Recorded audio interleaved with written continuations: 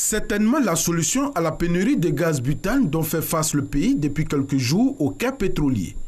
Ce butanier arrivé au port d'Abidjan ce jeudi 2 août doit livrer 9000 tonnes de gaz butane à la Petrosi, l'unique société importatrice de butane pour le marché ivoirien. C'est un des bateaux qui nous livre, suivant les contrats que nous avons avec deux grandes sociétés qui nous livrent alternativement.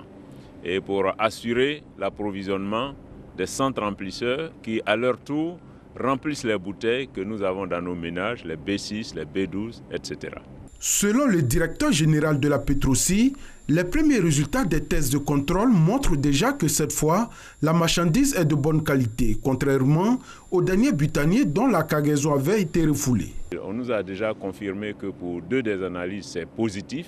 Donc nous pensons que nous avons 99% de chances de commencer le pompage. Donc voici comment nous procédons. Nous nous assurons de la qualité du produit.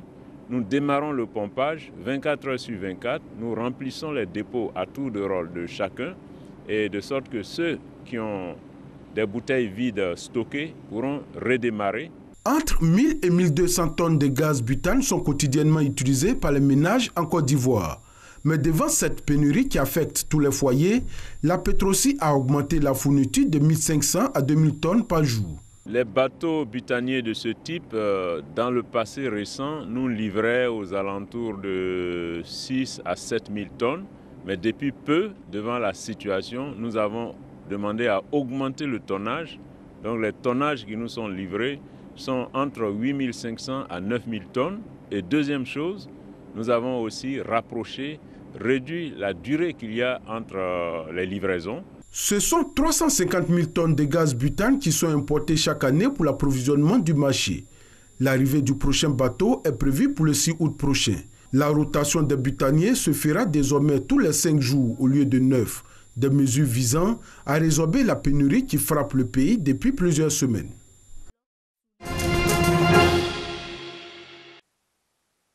Hortense vit dans le quartier Sidessi, à Yopougon. Ce matin, cette ménagère a constaté que sa bouteille de gaz était vide. Elle se rend donc dans un dépôt pour s'approvisionner. Il n'y a pas de gaz, il n'y a pas de gaz. Les camions ne viennent pas ici. Depuis la maison, on dit « Ah, il n'y en a pas, est-ce que tu vas voir ?» Il dit « Ah, je vais aller regarder d'abord. » On ne sait jamais. Effectivement, je suis venu, on m'a dit qu'il n'y a pas de gaz. Depuis près de 2 mois, en tout cas, les gens souffrent. Il n'y a pas de gaz. Maintenant, ma bouteille avait chargé un peu, je comptais sur ça, c'est fini. Pas de gaz, comble de malheur pour Hortense. Elle devra poursuivre sa quête dans d'autres points de vente du quartier. Depuis quelques jours, le gaz butane dédié à l'usage domestique se fait de plus en plus rare. Boadi, gérant d'un dépôt, est en rupture de stock depuis le début du mois de juillet. Quand tu appelles les livreurs, ils ferment leur portable. Il n'y a pas de suite. Quand tu appelles, il n'y a pas de gaz. Il n'y a pas de gaz. Or, ailleurs, on les livre un peu partout. Je vois les camions qui vont à Yangon, un peu partout. Mais moi, dans mon quartier, là, ils ne viennent pas. Parce que moi, je fais comme je fais à 2000 francs, là, ils ne viennent pas me livrer. Quand ils viennent là, ils imposent un montant aux revendeurs. C'est pourquoi ils ne viennent pas chez moi. Moi, il faut à 2000. Un peu plus loin, dans le quartier Sikoji, nous apercevons un attroupement devant un dépôt. Le revendeur a fermé ses portes à la vue de notre caméra. Selon les témoignages, il a réussi à s'approvisionner en gaz et vend les bouteilles à prix d'or. La petite bouteille fait tout là, on nous vend à 3 000. Et la grosse bouteille, on nous fait à 6 000. Le gaz vient, mais nous font ça cher. Même hier, il y a eu un changement qui est venu. Je ne sais pas pourquoi il y a une hausse de prix comme ça. Or, avant, ici, là, c'est 2200 ou bien 2000 ici. C'est si je payais le gaz. Mais maintenant, là, 3000 francs fait tout. Petit, grand, là, 6000. On a payé. Ça y est là. Ce que je prépare dessus, c'est ça, présentement. Pourquoi? Nous ne comprenons pas. C'est devenu cher. On ne trouve pas même. Maintenant, le peu que les vendeurs gagnent là, on ne peut pas payer. Une surenchère qui n'est pas du goût des clients. Mais sans solution alternative, ils seront obligés de payer le prix à ce revendeur véreux pour s'arracher une bouteille de gaz.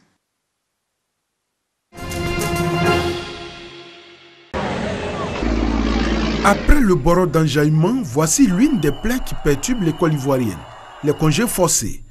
À chaque veille de congé scolaire, les troubles orchestrés par des élèves forcent la main aux enseignants, contraints de les laisser partir en vacances avant le jour J. Une attitude qui ternit l'école ivoirienne.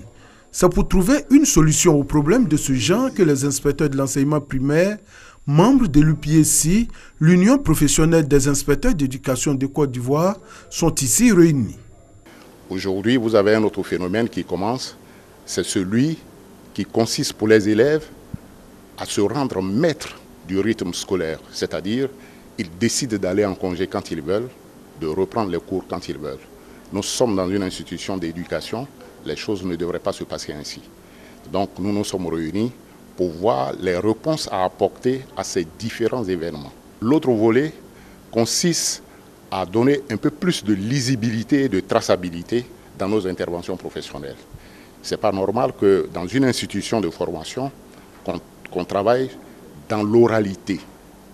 Quand vous vous rendez dans un établissement et que vous demandez à un inspecteur d'éducation de vous faire le point de ses interventions sur un mois, il vous fera un compte rendu oral. 3 jours de réunion, 3 commissions pour réfléchir sur la dimension éducative du métier d'inspecteur, sur la formation des inspecteurs et sur la tendance des élèves à se rendre maîtres du rythme scolaire. Une réunion au sommet, plutôt un partage d'expérience pour l'intérêt de l'école ivoirienne. Il faut qu'on puisse leur montrer que c'est de leur responsabilité, que finalement tout ce que nous faisons, c'est pour leur bien et que ça va les rattraper plus tard. Face à ce phénomène, la solution qu'on a trouvée, c'est de pouvoir les occuper à la veille des congés. Et l'exemple type, c'était d'organiser des crosses, des compétitions de cross cette année. Il y a eu la course, le marathon, ce qui a permis de canaliser un peu l'énergie des enfants, afin de les inviter vraiment à ne pas nous canaliser. 65, c'est le nombre de participants venus de toute la Côte d'Ivoire pour prendre part à cette réunion. Ton enfant est très fatigué. Tu as compris? Ce film retrace l'épreuve difficile à laquelle sont confrontées les femmes en couche. Des milliers de mères qui perdent la vie lors des accouchements dans les hôpitaux, plus de 600 cas enregistrés chaque année. Le ministre de la Santé et de l'Hygiène publique pointe du doigt ce problème qui pourrait avoir pour solution la planification familiale. Il met en œuvre le microplan 2018 de communication massive, objectif, sensibiliser les familles à un changement de comportement et les pousser à adopter le planning familial. Le lancement de ce plan revêt pour notre pays un double intérêt. En effet, plus de 47% des jeunes filles ont réalisé un avortement volontaire avant l'âge de 24 ans. La mortalité maternelle concerne donc 32% des filles de moins de 24 ans. Les avortements, cet état de fait pourrait être la conséquence d'un besoin non satisfait de planification familiale encore élevé. En Côte d'Ivoire, le taux de la croissance démographique est estimé à 2,6% par an, soit un indice de fécondité de 5 enfants par femme. Une situation inquiétante pour l'économie ivoirienne, selon la ministre du Plan et du Développement. Malgré tous les efforts pour atteindre une croissance performante, si la population continue de croître beaucoup plus rapidement que la production de richesses, il s'ensuit un appauvrissement structurel préjudiciable à la survie du pays. La communication a donc ici à la fois valeur d'information et d'éducation. Elle devrait permettre à terme d'accroître la demande pour les services de santé reproductive, maternelle, néonatale, infantile et nutritionnelle, à travers une meilleure sensibilisation de la population sur ces services et un renforcement du statut. Le pays s'est fixé comme objectif 510 000 utilisatrices du planning familial d'ici à 2020, ce qui pourrait permettre d'atteindre un taux de contraception de 25%, un défi à relever pour l'amélioration des conditions de vie des populations. Le second tour de la présidentielle malienne va opposer Ibrahim Boubacar Keïta, le président sortant, au chef de file de l'opposition malienne, Soumaïla Cissé.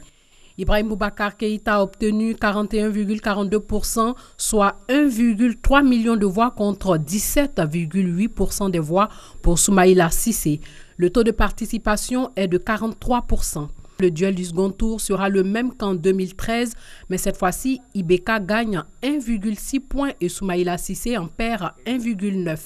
le jeu des négociations a déjà commencé du côté des candidats malheureux. Les résultats ont été délivrés hier dans la soirée par le ministère de l'administration territoriale.